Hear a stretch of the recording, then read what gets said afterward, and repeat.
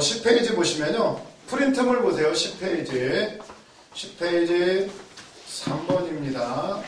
하나, 둘, 셋, 넷, 다섯, 일곱째 줄 3번 있죠? 스스로 잘하는 시와 겨자씨 비유 이렇게 나와 있죠? 한번 읽어보세요. 스스로 자라는 씨와 겨자씨 비유 이렇게 나와 있죠? 사람이 땅에 뿌린 씨앗은 그 스스로 자라난다. 그죠?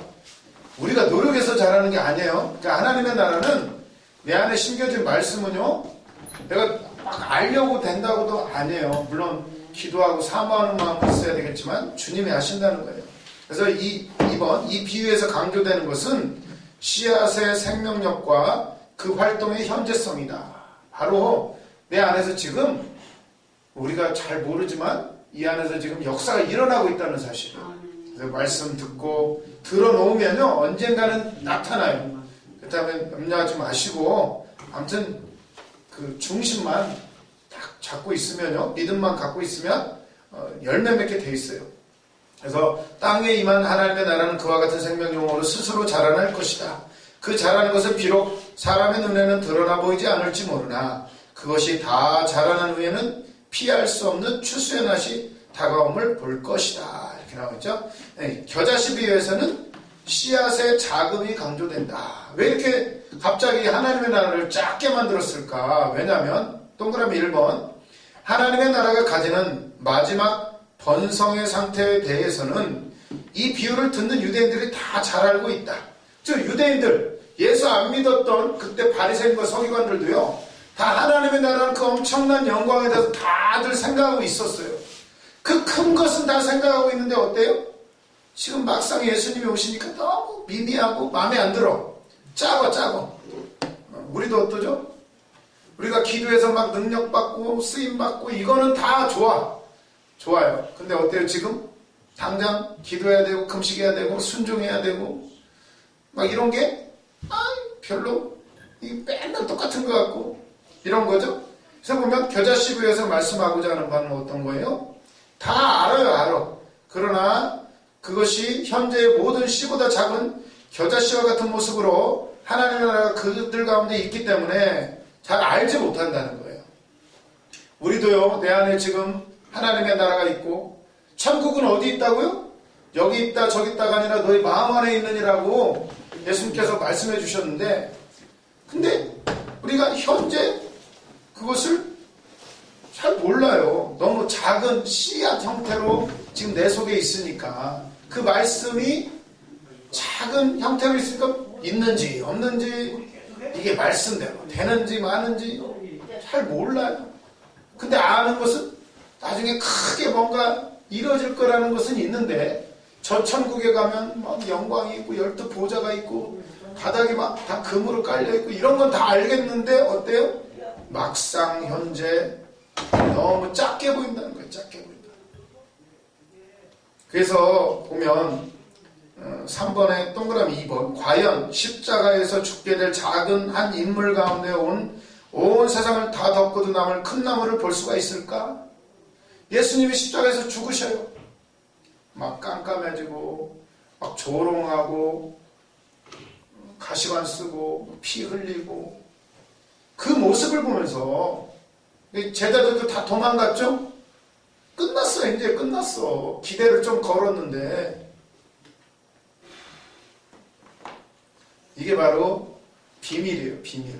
겨자씨 비유에서 말하는 이 작게 보이지만 어때요? 그게 엄청난 역사가 그 안에 숨겨져 있다는 거예요. 오늘 하루하루 기도하고 말씀 듣고 하는 게 맨날 뭐 잠만 오고 피곤하기만 하고, 그리고 이제 나이도 들었는데 뭐 별로 어때요? 큰 역사를 이룬다. 아멘. 이미 내 안에 역사하고 있다는 사실, 이거를 지금 보여주는 거예요. 겨자씨 비유에서. 동그라미 3번 보시면 하나님의 나라가 현재의 상황에서는 사람들의 눈에 잘 띄지조차 않는 겨자씨와 같은 모습일지라도 중요한 것은 그것이 현재 이미 역사하고 있다는 사실이다. 지금 별로 안 보이는 것 같아도 지금 말씀이 예수 그리스도가 내 안에서 역사하고 있다는 사실이에요. 힘들지만 초라하지만 지금 이미 들어가고 있어요. 하나님의 나라가. 그걸 이제 겨자씨 비유해서 이렇게 말씀해주고 계셔요. 그러니까 동그라미 4번. 이미 완성된 최종적 모습으로 하나님의 나라가 다가온다면 사람들은 쉽게 이를 맞이할 수 있을 것이다. 그러나 겨자씨와 같이 보이지 않는 모습으로 다가온다면 쉽게 놓치고 만다. 그렇죠? 이게 비밀이에요. 아주. 그래서 이제 복은 고난이라는 포장지에 쌓여서 온대잖아요. 만약에 포장지 없이 이게 금덩어리 하나가 딱 있는 거 본다라면 다 누구나 그거 차지하려고 그러겠죠? 그런데요, 천국의 비밀은 그게 고난이라는 포장지, 십자가라는 포장지에 쌓여있으니까 어떻게 되죠? 다 안 봐요. 다 버려요. 본체만체 다 하고 좋아하지도 않고. 누구만 한다? 우리같이 조금 이상해. 조금 모자란 사람들만 그거를 믿고 간다. 겨자씨. 지금은 안 보여요. 근데 큰 나무를 이루고 거기에 새들이 깃들일 만한 그런 역사가 일어날 줄을 믿고 우리가 간다라는 거예요. 예수님이 이걸 막 비유로 해주시는데 사람들이 잘 못 알아들어요. 제자들도 몰랐죠. 그래서 보면 이 비유를 다 해주시고, 그래서 보면 프린트물 10페이지 맨 밑에로 가보세요. 5번. 네 가지 비유의 핵심 이렇게 돼 있죠. 맨 밑에요. 네 가지 비유의 핵심. 1번. 씨 뿌린 자의 비유는 하나님 나라에 숨겨진 점진적인 도래와 이에 대한 사탄 나라의 끈질긴 저항을 보여준다. 씨를 뿌리면 반드시 열매는 맺게 되어 있는데 사단도 가만히 있지 않아요. 끝까지 저항을 해요. 근데 2번 등불의 비유는 하나님의 나라의 도래의 비밀은 드러나기 위해서 숨겨진 것임을 알려준다. 그러니까 하나님의 말씀이 다 이해는 안 돼도 어때요? 그거는 숨겨졌을 뿐이고 반드시 하나님이 계시 알려주신다는 거예요. 드러나게 돼 있어요. 내 안에 진리가 있다면 언젠가는 드러난다는 사실이에요. 남들이 안 알아줘도 그 드러나게 하면 하나님의 말씀은 생명은 예수 그리스도는 드러나요. 드러나.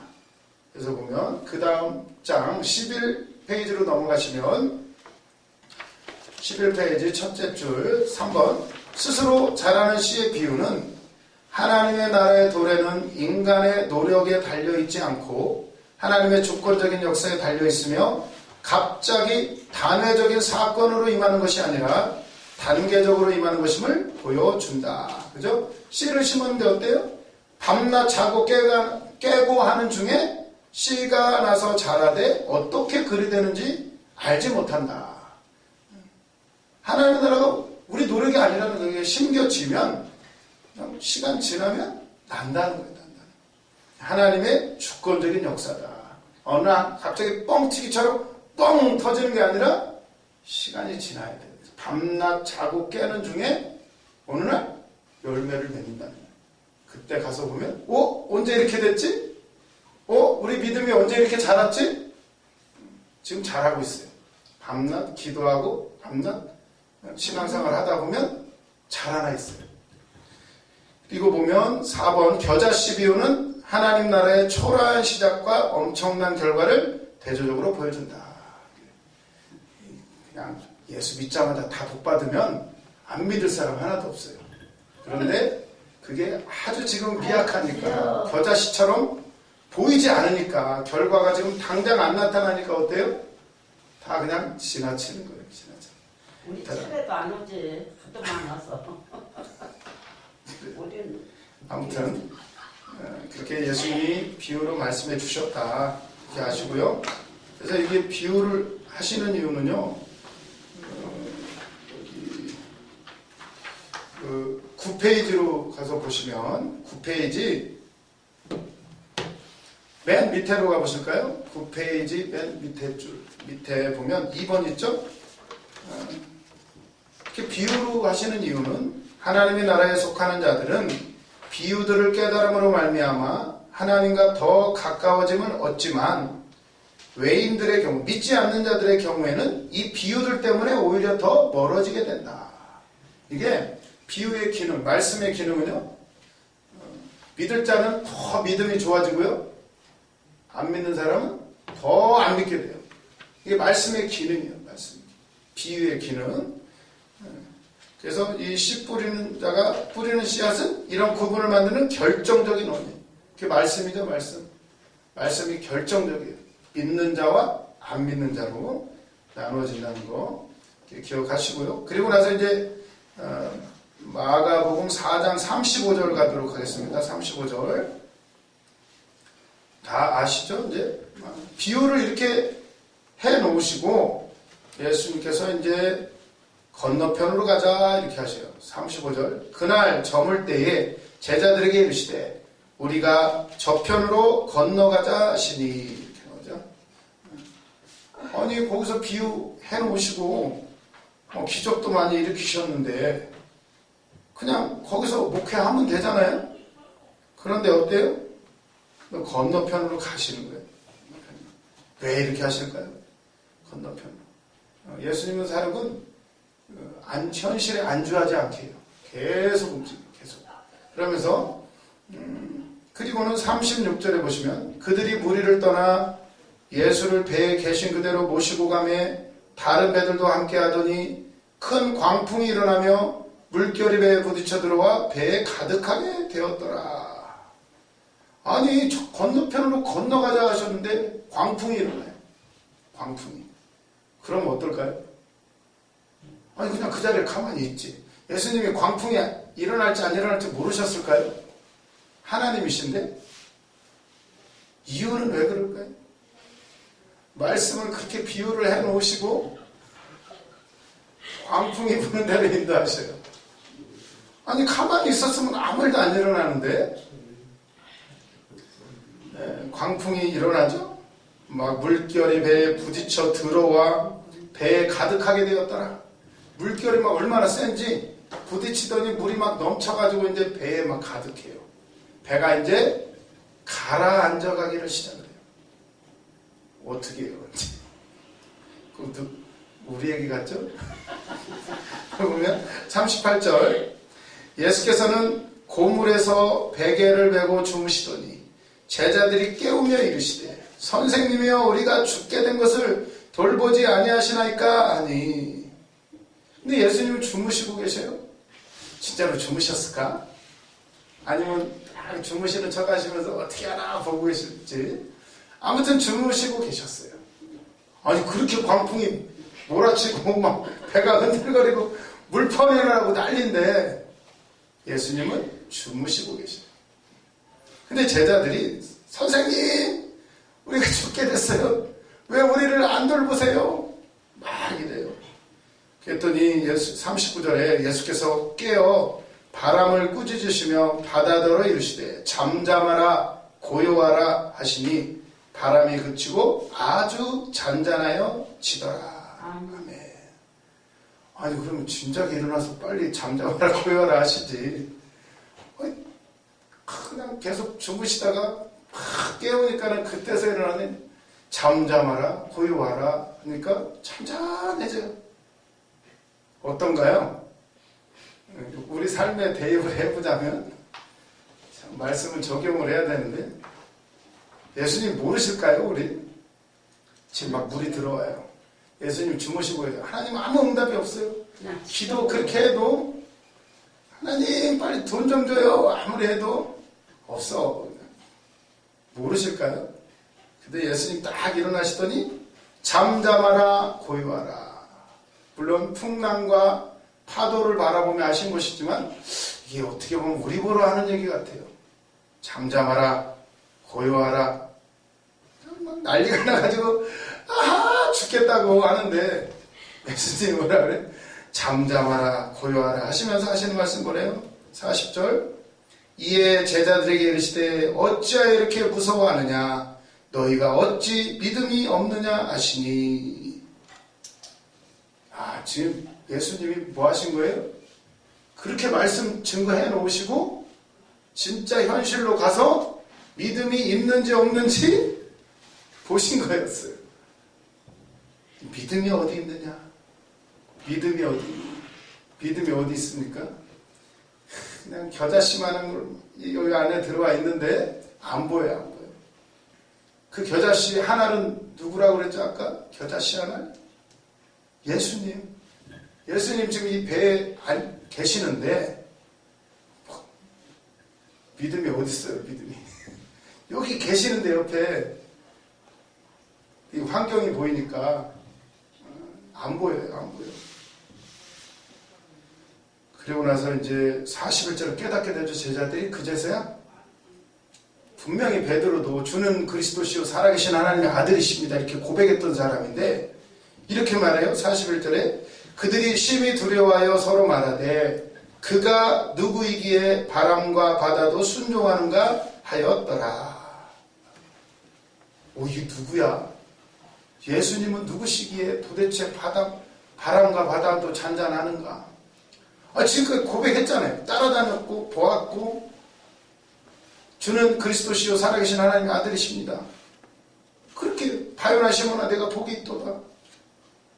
복 있다고 잘한다고 칭찬까지 받았는데 막상 일이 닥치니까 어려움이 닥치니까 다 안 보여, 안 보여. 겨자씨 하나리니까 어때요? 안 보여, 안 보여. 겨자씨 하나리. 너희가 어찌 믿음이 없느냐. 제목으로 하면 좋을 것 같아요. 너희가 어찌 믿음이 없느냐. 이런 제목으로 설교를 해도 좋을 것이고 그가 누구이기에 이런 제목으로 해도 좋겠죠. 설교를. 그가 누구이기에 그분은 누구십니까? 그가 누구이기에 그가 누구이기에 이곳에 교회를 세우시고 이곳에 신학교를 세우시고 그가 누구이기에 나를 여기까지 인도하셨는가? 내가 이거 평창동에 올 줄 어떻게 알았어요? 돌산에서 여기로 올 줄 어떻게 알았어요? 그가 누구이기에 나를 여기까지 인도하셨는가? 일산에서 여기까지 그가 누구이기에 인도하셨는가? 우리 믿음이 어디에 있습니까? 고민하시면서 또 기도하시고 분명히 내 안에 겨자씨 하나만 있으면 겨자씨만한 믿음만 있어도 어때요? 산을 들어서 바다로 옮긴대요. 아멘. 근데 왜 못 옮겨요? 산은 큰 문제를 의미해요. 인간으로서 해결할 수 없는 문제. 그걸 어떻게 해결하는데? 겨자씨 하나만 있어도 믿음이 있으면 옮길 수가 있대요. 옮길 수가. 못 옮기는 건 왜 못 옮겨요?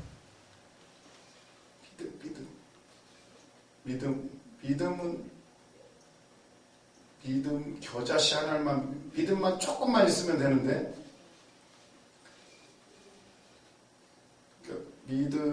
믿음은 그냥 생명이더라고요. 뭐 크고 작은 게라기보다는 믿음은 예수님 자체예요. 그냥 그분이 내 안에 있으면 뭐 작고 크고가 문제가 아니에요. 그 안에 생명이 있으니까 그것만 있으면 큰 산을 옮긴다는 거예요. 그렇다면 또 내 안에 믿음이 있는가? 그분은 누구신가? 스스로 질문하시면서 더 깊이 기도로 들어가시기를 바랍니다. 그래서 이제 적용을 해보자면요. 11페이지 보세요. 11페이지 검은 동그라미 2번 보시면 새로운 두려움 이렇게 돼 있죠. 그래서 1번에 보시면 제자들의 강조된 두려움 해가지고 1번 보시면 외인들과 달리 예수님의 비유의 뜻을 남달리 설명을 들을 수 있는 특권을 가진 자들이었지만 다른 사람들한테는요 비유의 해석을 안 해줬어요. 그런데 제자들한테는 특별히 해석까지 다 해주셨어요. 예수님이. 그런다고 환경을 이기나요? 그것까지 들었는데도 제자들이 어때요? 풍랑이는 바다에서는 여느 사람들과 다를 바 없이 예수님과 함께 있는 의미를 전혀 살리지 못하는 사람들이었다. 똑같아요. 해석을 들은 사람이나 안 들은 사람이나 비유를 이해한 사람이나 이해 못한 사람이나 뭐가 달라요? 풍랑이 왔는데. 그런데요. 2번 풍랑이는 현실의 바닷속에서 그리스도인들이 예수님과 함께 있다는 것의 의미가 무엇인지를 분명히 깨닫지 않으면 안 된다는 것이다. 제자들이 환경을 두려워했어요. 그러니까 안 보여요. 그런데 2번 새로운 두려움이 생겼어요. 이게 뭔 두려움이냐면 1번 저가 누구이기에 바람과 바다도 순종하는고. 예수님에 대한 경외. 이분이 누구이기에? 그러니까 바람과 바다가 두려웠는데 아니 이 양반은 그 두려운 바람과 바다를 잔잔하게 하는 거예요. 누가 더 무서운 분이에요? 예수님이 더 무서운 분이에요. 사랑이 많으시고 인자하시고 용서하시고 그런 분이 알고 봤더니 더 두려운 분이에요.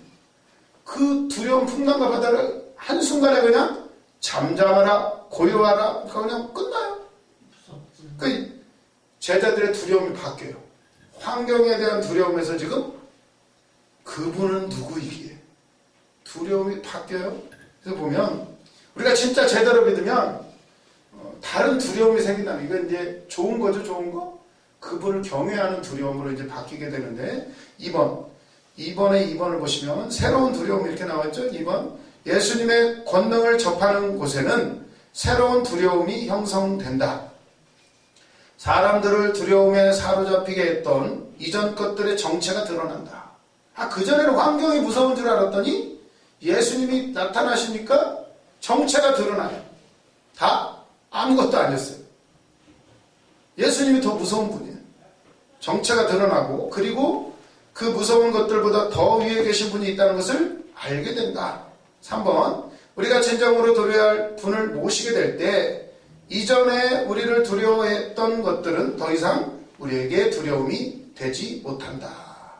아멘이십니까? 아멘.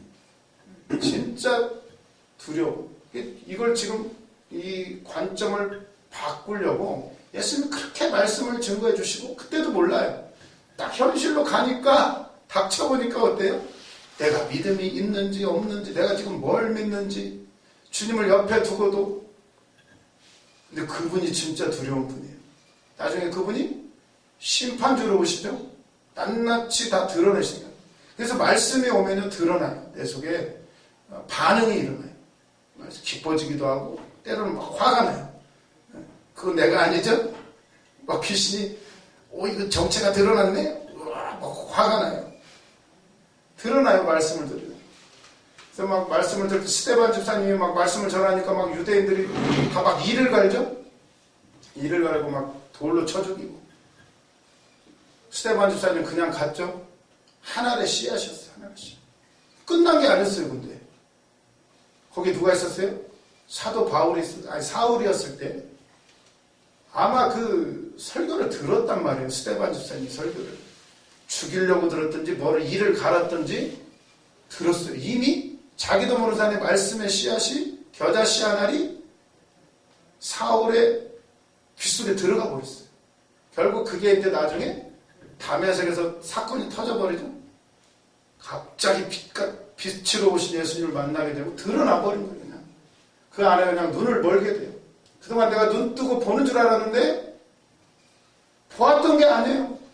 듣는 줄 알았는데 듣는 게 아니에요. 이미 그 스데반의 설교가 들어가 버렸어요. 그리고 거기서 빵 터지죠. 다메섹에서 끝난 줄 알았는데 오히려 역전이 되어버렸어요. 사울이 바울에 대어 전 세계에 막 겨자씨를 막 뿌리거든요. 막 뿌려가지고 사정없이 막 열매를 거둬들여요. 이게 엄청난 역전이에요. 역전. 이렇게 될 줄 어떻게 알았어요? 스데반 집사가 그냥 돌 맞아 죽은 걸로 끝난 게 아니에요. 우리가 오늘 증거하는 겨자씨 하나리 어떻게 될지 몰라요. 믿지 않는 자녀들에게도 그냥 막 던지는 거예요. 겨자씨. 어느 순간에 들어가 있어요. 처음에는 핍박할지도 몰라요. 그런데 어느 날 드러나요. 그러니까 예수님이 이걸 실습을 시키려고 지금 풍랑 가운데 데려갔죠. 제자들. 그때 아는 거예요. 나 믿음이 없구나. 예수님을 누군지도 모르는 거예요. 지금까지. 주는 그리스도시요 살아계신 하나님의 아들이십니다. 성경을 아무리 많이 보고 기도를 그렇게 했는데 그분이 진짜 누군지 계속 알아가요. 점점 깊이. 깜짝깜짝 놀라요. 계속. 다 아는 것 같은데 영의 세계는 하나님이시니까 우리가 다 부분 알고 있는 거죠. 은사대로 어떤 사람 말씀으로 어떤 사람은 치유 어떤 사람은 예언으로 하지만 다 그게 일부분이야, 일부분. 계속 또 자라가요, 자라가. 그렇다면 오늘 우리가 두려워할 게 없다. 이 풍랑은 당연히 뭔가를 지금 좀 만나게 해주시고 그렇다는 거 기억을 하시기를 바랍니다. 그래서 이제 프린트물 마지막 동그라미 3번 볼게요. 적용 이렇게 써있죠. 1번. 이 상에서 우리는 사람들 가운데 시작된 새로운 관계와 새로운 질서 그리고 새로운 두려움의 중심에 예수 그리스도께서 서 계심을 발견한다. 현재에는 이 예수님이 그 참모습이 가려진 상태로 세상 속에 계신다. 2번. 예수님이 어떤 분이신가를 진정으로 경험하는 사람들은 외면적 큼이나 성장 또는 성공의 신화를 과감히 벗어나서 진정한 위대함을 추구할 수 있는 사람들이 되어야 한다. 3번. 작은 씨앗 속에 들어있는 뒤집음의 힘을 볼 수 있는 사람이 세상을 바꾸는 하나님 나라의 실제를 경험할 수가 있다. 아멘이십니까? 그럼 마가복음 5장으로 넘어가 보도록 하겠습니다. 마가복음 5장 1 보시면 프린트물 먼저 보세요. 11페이지 마가복음 5장 검은 동그라미 1번입니다. 5장의 문맥적인 위치. 5장에서는 이제 비유를 들어주셨잖아요. 그걸 이제 생활 속에 이제 막 적용을 시켜요. 그래서 보면 1번 5장에 기록된 세 기적의 사건은 마가복음과 누가복음에서는 바로 앞에 기록된 풍랑 사건과 함께 동일한 순서대로 기록되어져 있다. 다른 복음서에도 이 이야기가 순서대로 딱 기록이 되어 있다는 거예요. 그래서 보면 또한 풍랑 사건은 씨 뿌리는 자의 비유 바로 다음에 등장한다. 뭔가 말하려고 그러는 거예요, 지금. 그래서 2번, 예수께서 4장에서 하나님 나라에 대해 가르치신 4가지 비유는 그가 행하신 4가지 기적 사건과 밀접하게 연관되어 있다. 4가지 비유를 들어주시고, 그 다음에 나오는 풍랑을 잔잔케 하시고, 귀신 들린 사람을 고쳐주시고, 그리고 야이로의 딸과 혈루증 여인을 고쳐주시는 그 기적들이 계속 나와요. 그냥 있을까요? 뭔가 이유가 있어요. 그 비유를 생활 속에서 지금 드러내 주신 거예요. 그래서 보면 이 비유 전체적으로 보면은 1번 보시면 저자는 예수께서 내 비유를 바다에서 하신 것과 같이 예수께서 행하신 4가지 기적을 직접 혹은 간접적으로 바다와 연결한다. 2번 예수께서 비유를 말씀하신 것과 4가지 기적을 행하신 것은 시간적으로 긴밀하게 한 날로 연결돼. 이게 다 하루에 이루어진 일들이에요. 그래서 3번 보시면 5장에 기록된 사건은 4장에 기록된 하나님 나라의 돌에 비밀을 담고 있는 비유의 내용을 구체적으로 예시하고 보여주는 하나님 나라의 능력의 구현이다. 이렇게 나오죠. 그래서 바로 이제 5장에서는 이제 거라사 지방의 청년, 귀신 들린 청년에게 있는 귀신을 쫓아내는 사건이 나오게 돼요. 그래서 5장 보겠습니다. 5장 1절입니다.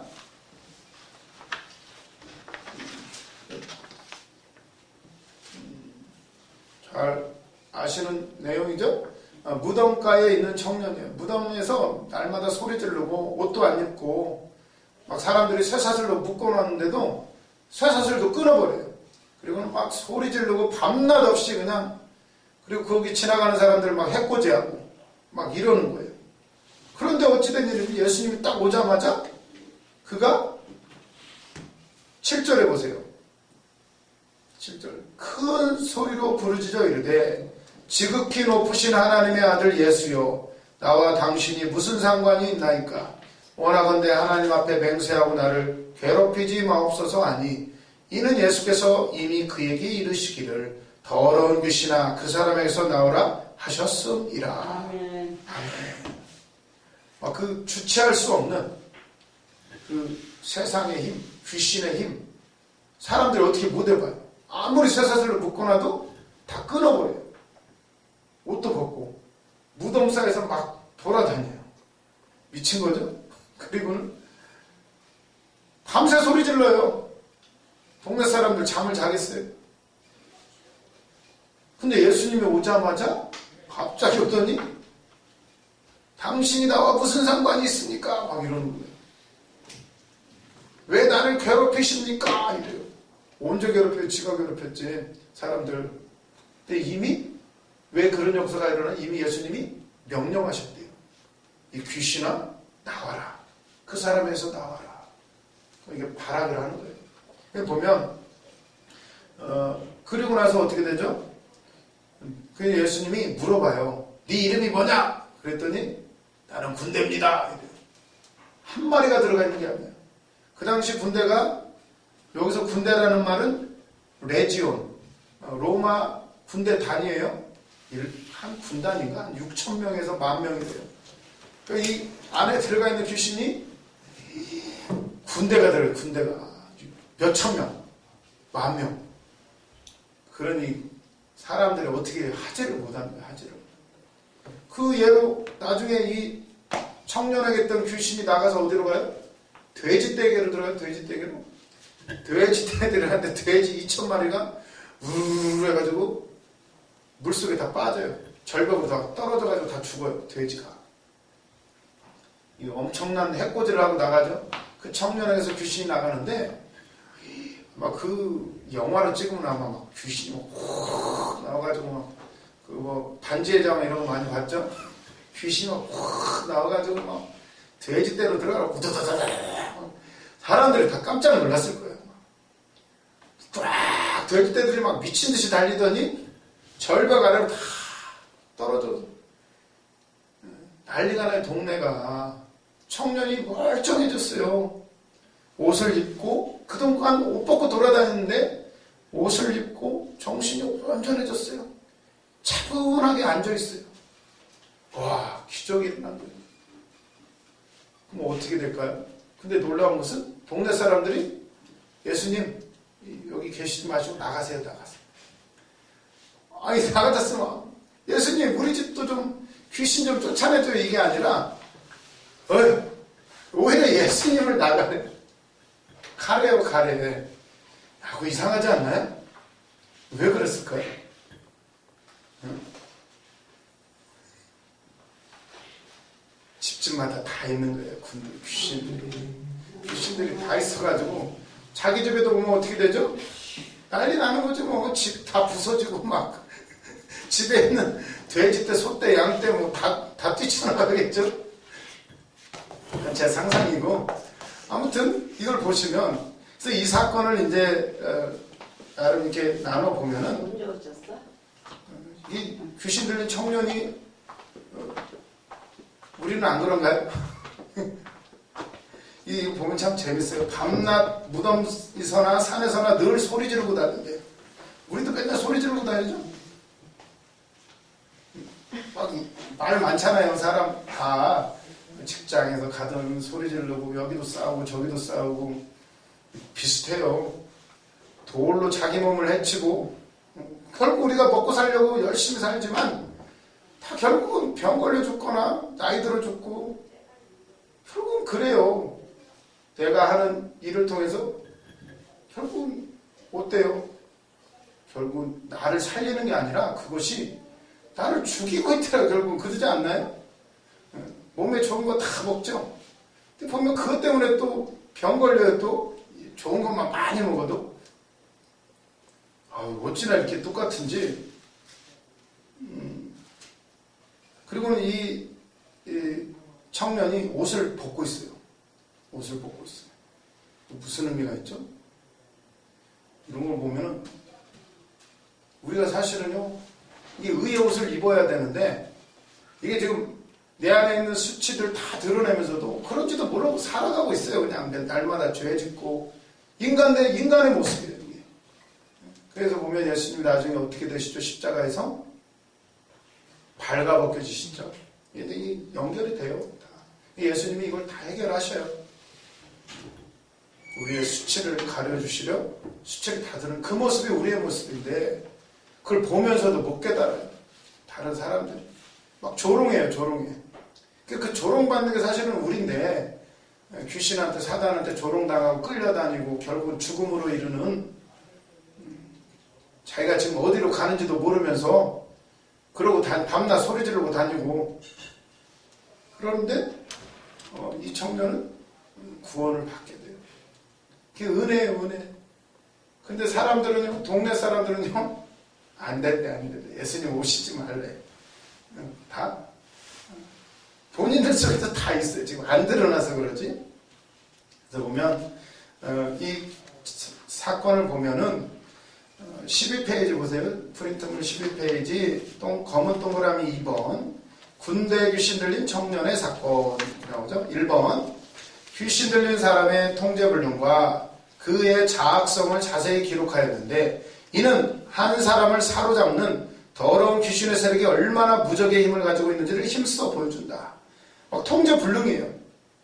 이게 보면 어때요? 사람들 속에 들어있는 귀신의 정체가 얼마나 통제불능인지 힘이 센지를 보여줘요. 그러나 또 반면에 2번 보세요. 이 모습은 하나님의 나라를 대항하는 사단의 세력이 불패의 능력을 가진 것처럼 보여준다. 아주 세 보이죠? 세상이? 그러나 3번 사탄 나라의 세력을 패배시키기 위해서 예수님께서는 그의 제자들과 함께 갈릴리 바다를 건너 거라사인의 지방 곧 이방인들의 땅으로 왔던 것이다. 4번 저자는 귀신 들린 사람이 결박 불가능한 사실을 강조함으로써 어느 누구도 결박시키지 못하는 강한 자 사단을 결박시키는 더 강한 자 예수님을 여기서 역력히 드러낸다. 아까 풍랑 사건에서 풍랑이 무서운 줄 알았더니 누가 더 무서워요? 예수님이 더 강하고 무서우신 분이시요. 그가 누구에게 바람과 바다도 잠잠하는가? 근데 이번 사건에서는 어때요? 그 군대에 귀신 들린 누구도 어찌할 수 없는 그 청년을 어떻게 해요? 예수님은 한 방에 끝내요. 그러니까 누가 더 강해요? 귀신이 강한 게 아니라 하나님이신 예수 그리스도께서 더 강하시다. 그러면 거기에 기대면 되잖아요. 근데 놀랍게도 마을 사람들은 얘들 가래. 저리 가요. 저리 가세요. 6번. 그래서 보면 5번 보시면 예수님이 거라사 땅으로 온 것은 더러운 영 들린 사람을 멸하러 온 것이 아니라 그를 더러운 영에게서 구출하고자 오신 것이다. 그러죠? 그 청년, 귀한 청년을 구하기 위해서, 구원하기 위해서 오신 것인데 그런데 보면 귀신이 아주 교묘해요. 6번을 보시면 이것을 안 더러운 귀신은 그가 사로잡은 사람을 통하여 예수님을 대적하고자 그에게 달려나와 경배하며 굴복하는 척하면서 그에게 저항했던 것이다. 나와 당신이 무슨 상관입니까? 나를 괴롭히지 마소서. 막 이러면 어떨까요? 사람들이 보면. 그래서 이걸 보고 서기관과 바리새인을 뭐라고 그러죠? 아, 저가 귀신의 왕이다. 두목이다. 그러니까 그 귀신 들린 사람들이 다 저 앞에 굴복한다. 이렇게 오해하게끔 만들어요. 그리고 보시면 7번 보시면 7절에 기록된 앞부분의 말씀은 이 귀신이 지금 당신이 나와 여기 큰 소리로 부르짖어 이르되 지극히 높으신 하나님의 아들 예수여 이러죠. 이게 어떻게 보면 알기는 잘 알아요. 지극히 높으신 하나님의 아들 예수여. 그분을 알죠. 그리고 그 이름을 부르고 인정을 한 거예요. 이게 신앙 고백인가요? 주는 그리스도시요 살아계신 하나님의 아들이십니다. 이거 뭐 왜 달라요? 귀신도 그래요. 지극히 높으신 하나님의 아들 예수요. 알기는 알아요. 근데 이거 왜 이렇게 말한 거예요? 7절에 보면 그가 예수님의 정체를 알고 있다는 사실을 과시함으로써 그의 의도를 좌절시키고자 하는 음모와 방해의 전략이다. 이렇게 이게 나도 알고 있다는 거예요, 귀신이. 그래서 우리가 아는 것으로 되는 것이 아니라 믿음으로 돼요, 믿음으로. 알면 믿어야지. 마을 사람들도 다 알죠? 근데 어떻게 돼요? 오히려 예수님을 몰아내요. 이게 마귀가 의도하는 것들이에요. 8번을 보시면 더러운 귀신들은 돼지떼에 들어가게 해달라고 예수께 요청하며 돼지떼 2,000마리가 몰살당한다. 반가로 1번. 귀신들은 이 사건을 통하여 온 도시와 마을 사람들을 동원하여 예수님을 대적하여 그 지역에서 추방하는 데 성공한다. 이게 어떻게 보면 귀신의 의도가 성공해. 아니 그 마을에 예수님이 들어가시면 그 마을이 전체가 귀신이 떠나가고 구원받고 해결받을 텐데 이 귀신이 이렇게 함으로써 어떻게 돼요? 돼지떼를 예수님 나 돼지떼한테 들어가게 해주세요 이래. 그럼 알아서 해. 또 돼지떼 들어가서 돼지가 다 몰살당하니까 어떻게 되죠? 사람들이 돈의 손해를 받잖아요. 그러니까 어떻게 되죠? 돈의 손해 봐봐요. 싫어하시면서. 예수 믿겠어요? 지금 돼지떼 2,000마리 다 망해봐. 가라. 그러니까 이게 의도하는 거예요. 의도. 그러니까 머리 좋은 사람은 어떻게 할까? 돼지떼 손해가 와도 예수님을 맞아들여야죠. 이게 안 돼. 이 사람들이 아직 몰라요. 귀신도 아는데. 그러니까 귀신이 억지로 이렇게 한 거예요. 결국은 귀신의 의도대로 되는 것처럼 보여요. 예수님이 추방당해요. 그 거라사인 땅에서. 2번. 이로써 귀신들이 그 지방에서 추방되지 않고, 그러니 귀신들이 오히려 귀신이 나가야 되는데 귀신들이 지금 이쪽 그 거라사인 땅에, 물론 그 청년은 구원을 받았지만 그 지역의 이방인들을 지배하는 것으로 잠정적으로 지속된다. 3번. 예수님이 진 거예요? 예수님의 외관상 패배는 영구적인 것이 아니라 일시적인 거다. 그의 십자가와 부활 사건 이전에 잠정적으로 불가피한 일이다. 이게 십자가에서 끝나는 거예요. 십자가에서. 이걸 패배라고 생각하시면 안 돼요. 그래서 이게 아직 겨자씨예요. 겨자씨. 안 보여. 그냥 미미한 것 같아. 괜히 거라사임 지방 가서 했는데 어때요? 오히려 쫓겨나요. 그럼 실패한 것처럼 보이죠.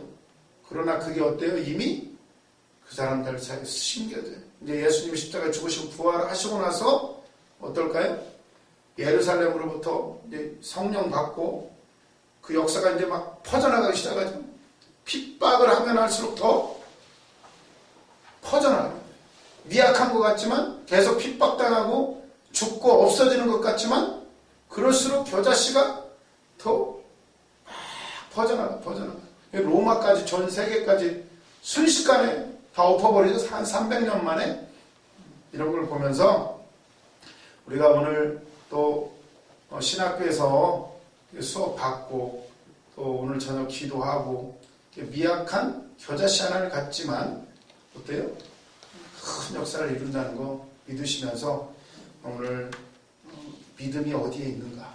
이 뒤에 나오는 또 사건들에서도 예수님 물어보시잖아요. 이 회당장 야이로의 딸, 또 그리고 혈루증 여인을 고쳐주실 때 여인의 그 믿음 보시고 딸아 내 믿음이 너를 구원하였느니라. 회당장 야이로가 어때요? 딸이 죽었다고 이제 예수님이 이제 갈 거 없습니다. 그럴 때 예수님이 뭐라고 하세요? 믿기만 하라. 믿기만 하라. 잔다. 죽은 게 아니라 잔다. 이러시죠. 결국 이 모든 사건을 통해서 믿음의 나라가, 하나님의 나라가 어떻게 이루어져 가는지를 이렇게 보여주셔요. 그러면 오늘 또 이 말씀 이제 심겨졌으니까 또 이제 일주일 동안 열심히 살아가시기를 바랍니다. 우리 기도하고 마치도록 하겠습니다. 하나님 감사합니다. 우리를 사랑하셔서 오늘 또 우리에게 믿음 주시고 생명의 씨앗 예수 그리스도 내 안에 심어주심에 감사합니다. 이 씨앗이 열매 맺기까지 보이는 것 없고 들리는 것 없는 것 같지만 지금 내 안에서부터 역사가 일어나고 있는 줄로 믿사오니 우리 신학생들 끝까지 승리하게 하시고 우리 또 신학교와 또 이끌어 가시는 목사님들, 교수님들 모두 위에 함께하여 주시옵소서. 언제나 주님 앞에 감사드리며 예수님의 이름으로 기도드렸습니다. 아멘. 수고하셨습니다.